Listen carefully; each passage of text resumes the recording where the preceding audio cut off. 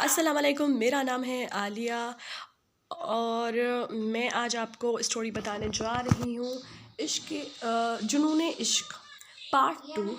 और प्लीज़ आप लोग मेरे चैनल को सब्सक्राइब करें और लाइक करें मेरी इस स्टोरी को, और प्लीज़ सपोर्ट मी और कमेंट्स में जाके अपनी राय से ज़रूर आगाह करें। और अभी हम चलते हैं अपनी स्टोरी की जानिब।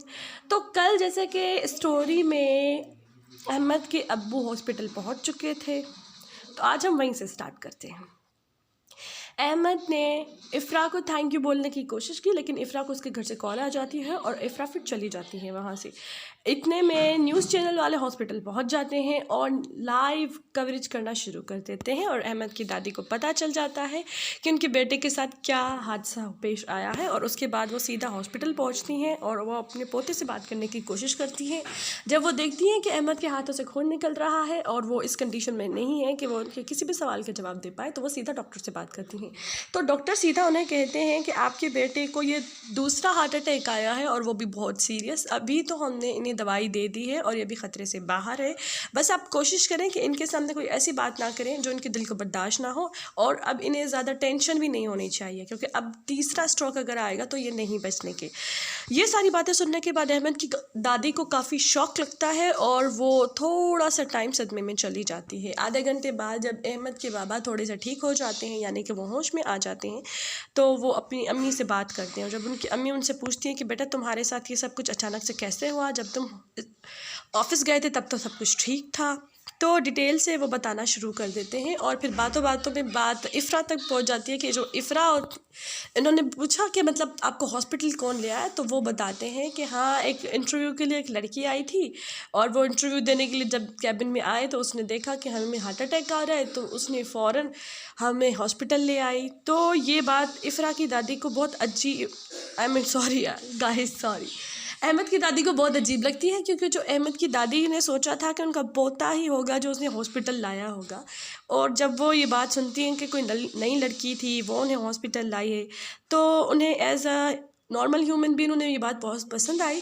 और उन्होंने कहा कि अब हम इसे जॉब देनी चाहिए क्योंकि ये बहुत अच्छी इंसान है। तो अहमद के पापा कहते हैं कि हाँ, मैं तो वैसे ही इसे जॉब देने वाला था इंटरव्यू देने के बाद, लेकिन कुछ हालात ही ऐसे पैदा हो गए कि इंटरव्यू हो ही नहीं पाया। तो अहमद की दादी कहती हैं कि कोई बात नहीं, इसे हम ऐसे ही जॉब पे रख लेते हैं और फिर देखते हैं। अब जो लड़की इतनी हमदर्द और इतनी अच्छी इंसान है, क्वालिफ़िकेशन भी उसकी उतनी अच्छी होगी। और उसके अहमद के बाबा कहते हैं अपने बेटे से कि मतलब कि हम 2 दिन हॉस्पिटल में ही रहेंगे बेटा, और तुम्हारे हाथ में भी चोट आई है तो तुम जाओ डॉक्टर से अपने हाथ की मरहम पट्टी करवा दो। उसके बाद अहमद चला जाता है अपने हाथों की मरहम पट्टी करवाने के लिए डॉक्टर के पास। अभी हम इफ़रा की जानिब बढ़ते हैं। इफ़रा अपने घर पहुंच चुकी होती है और अपनी अम्मी से बहुत डांट खाती है, क्योंकि घर से 8 बजे वो निकली हुई होती है और घर वो पहुंचती है शाम के 6 बजे, और उसकी अम्मी उसे बड़ा डांटती है। और जब उसके दुपट्टे पे खून लगा देखती है तो उसकी अम्मी और उसे डांटती है कि मतलब तुम्हें क्या हो गया है, कोई चोट वोट तो नहीं लगी तुम्हें, ये खून कहाँ से आया।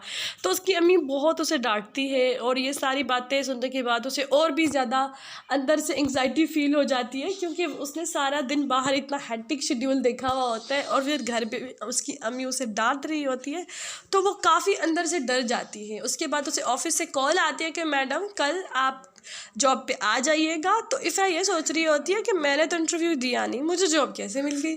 उसकी अम्मी भी उससे यही पूछ रही होती है कि तुम्हें जॉब मिली भी या नहीं मिली, पूरा दिन तो तुमने बर्बाद कर दिया लड़के घर से बाहर रहकर, अब तुम्हें जॉब मिलेगी भी या नहीं। इफ़रा अपनी अम्मी को कुछ नहीं कहती डर के मारे, क्योंकि उसने तो जॉब इंटरव्यू दिया ही नहीं था, तो अब उसे नहीं लगा था कि उसे जॉब मिल जाएगी, लेकिन उसे मैजिकली जॉब मिल जाती है। और जब जॉब उसे मिलती है वो बड़ी खुश हो जाती है, और वो अपनी दोस्त से सारी बात कहने के लिए उसे अपने घर पे बुलाती है। जब इफ़रा अपनी दोस्त को कॉल करती है तो उसकी दोस्त उस वक्त कहती है कि मैं थोड़ा सा बिज़ी हूँ, मैं आधे घंटे में तुम्हें कॉल करती हूँ। और जब उसकी दोस्त खाना खाने के बाद उसे कॉल करती है तो इफ़रा उसे सारा सीन बताने के लिए बोलती है कि तुम मेरे घर आओ, मुझे तुमसे कोई ज़रूरी बात करनी है। और उसकी दोस्त शाम को उसके घर आ जाती है दूसरे दिन, और वो उससे बातें करना शुरू कर देती है। तो उसकी दोस्त कहती है ये तो बहुत अच्छी बात है, अगर तुम्हें जॉब मिल गई है तो इसमें तो कोई बुरी बात है ही नहीं, तो तुम इतना क्यों टेंस हो रही हो। तो वो ये बोल रही होती है कि मतलब मैंने तो इंटरव्यू ही नहीं दिया, फिर मुझे जॉब कैसे मिल सकती है।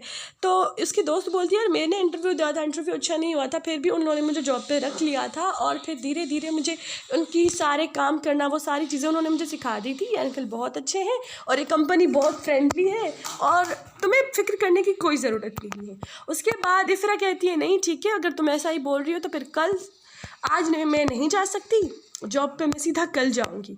तो वो ये बोल देती है कि वो सीधा कल जाएगी। उसके बाद उसकी दोस्त घर जाती है और उसको ऑफिस वालों की तरफ से इनविटेशन मिलता है कि कंपनी की 50वीं जो सालगिरह है, क्योंकि इस कंपनी को 50 साल पूरे होने वाले होते हैं और फिर कंपनी में बहुत बड़ा गेट टुगेदर होता है, कंपनी के लोगों को बुलाया जाता है पार्टी में। तो बस सादा सा फंक्शन होता है, बस केक ही कट करना होता है उन्होंने। और इसीलिए उसे कंपनी के लोगों ने कहा होता है कि तुम ना उस नए अपॉइंट वाले को भी बता देना कि जो तुम्हारी फ्रेंड है उसको भी आना है उस पार्टी में।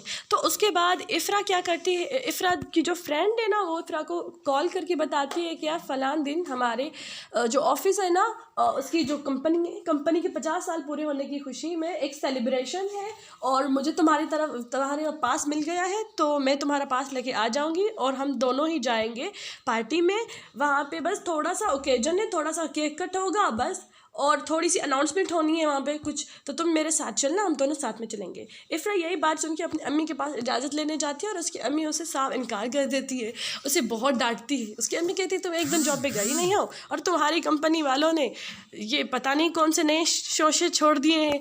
तो इफ़रा कहती है ऐसी कोई बात नहीं अम्मी, वो मेरी फ्रेंड भी तो जॉब करती है और उसने ही बताया है मुझे, वरना तो मैं नहीं जा रही थी, मैंने तो मना कर दिया था। उसने कहा कि सारे स्टाफ को बुलाया है। तो उसकी अम्मी कहती है लड़की तुम तो जॉब पे गई नहीं हो तो तुम स्टाफ में शामिल कहाँ से होगी, तुम झूठ बोल रही हो। फिर इफ़रा क्या करती है अपनी फ्रेंड को कॉल करती है और बोलती है कि तुम अम्मी को खुद बताओ यार, मेरी अम्मी मुझ पर यकीन नहीं कर रही है, पता नहीं क्यों। फिर वो उसकी अम्मी को बताती है और ख़ुद कन्विंस करती हैं।